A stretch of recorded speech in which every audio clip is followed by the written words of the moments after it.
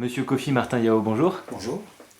Vous êtes né en 1965 à Tankézé, en Côte d'Ivoire. Oui, Vous êtes de nationalité franco-ivoirienne. oui, Alors, vous avez fait vos études de premier et second degré en Côte d'Ivoire, puis des études supérieures à l'Université pontificale de Latran à Rome, en Italie. oui, c'est exact.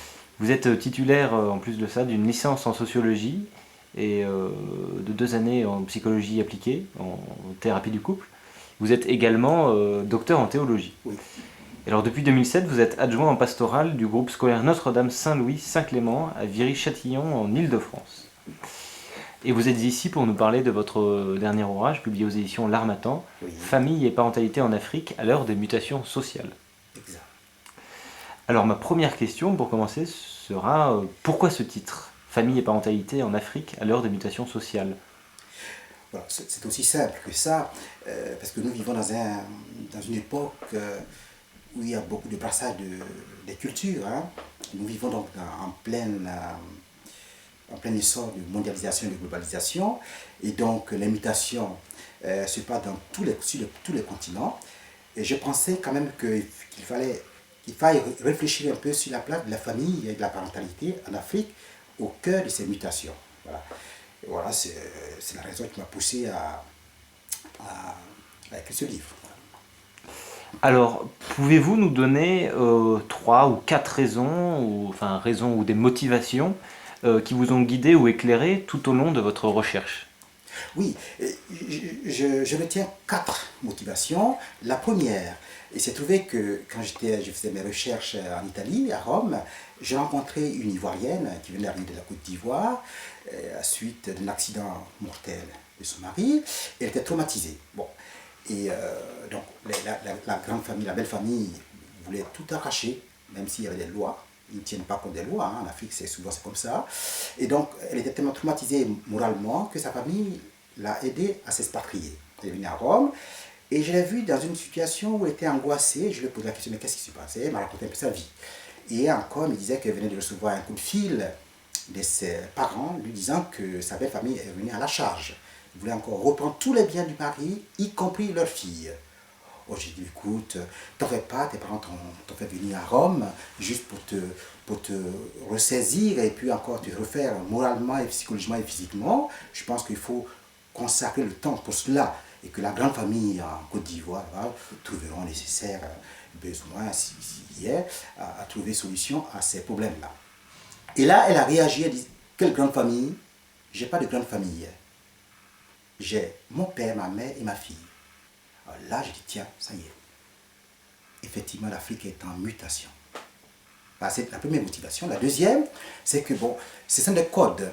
Il y a pas mal de, comme je disais, que nous sommes dans une phase où il y a la circulation des personnes et des biens, et donc dans un effet de globalisation et de mondialisation, donc il y a beaucoup de voyages.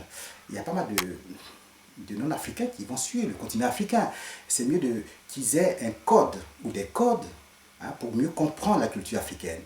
Donc je me dis, tiens, il fallait faire un livre comme celui-ci, qui reprend un peu les grands thèmes, les articulations internes de la culture africaine traditionnelle, de sorte qu'il soit moins dépaysé sur le continent.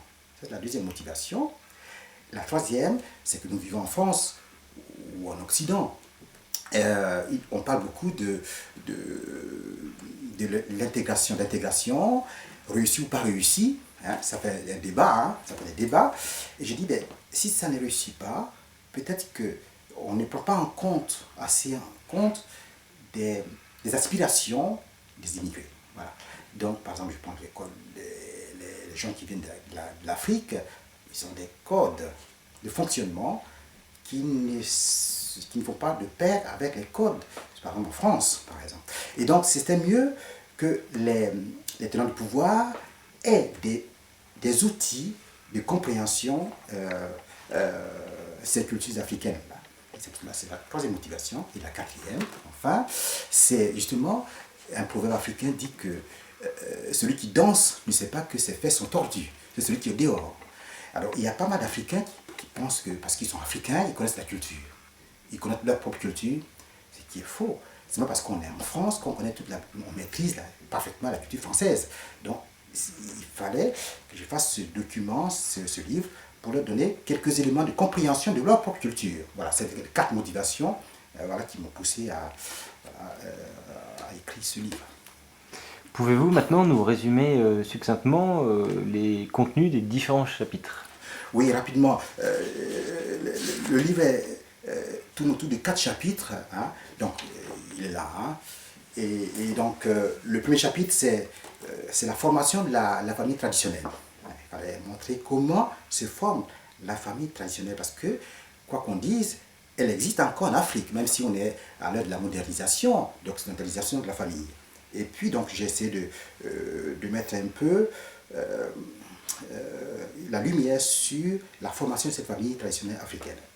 Ça, c'est le premier chapitre. Et le deuxième chapitre, c'est bien sûr comment, au niveau du couple, ils vivent le lien matrimonial en Afrique.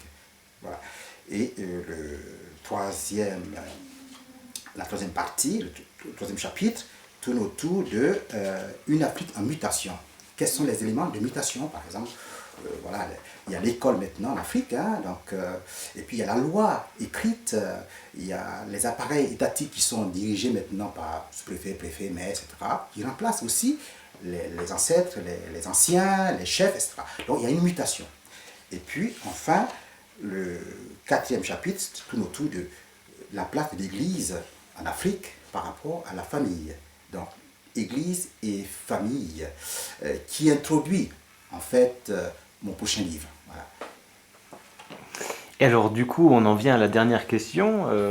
Quels sont vos souhaits littéraires et autres pour aujourd'hui et demain? Eh bien, mes souhaits sont simples. Hein.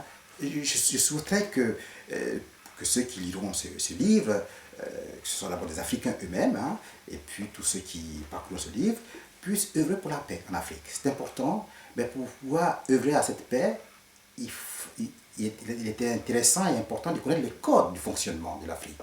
Voilà. Donc, mon premier, c'est d'arriver à une véritable démocratie et à cette ouverture vers la paix en Afrique, parce que sur le continent, on en a besoin. Voilà. Et puis, le deuxième souhait, c'est que les pays d'Afrique hein, puissent prendre en compte véritablement de la politique familiale. Voilà. Qui est important parce que la politique familiale, ça fait débat ici en France aujourd'hui, hein, on voit bien, il n'y a pas de société sans famille, c'est pas possible. Mais quelle famille voulons-nous? Voilà. Et qu'est-ce qu'on donne comme moyen pour justement, comment dirais-je, pour faire grandir et faire avancer cette famille qui concourt au développement du pays. Voilà. Donc mon souhait c'est que il y ait sur le continent africain des responsables, des chefs de gouvernement, des chefs d'État qui œuvrent, mais véritablement, j'entends, hein, pour une politique familiale assez dense. Voilà.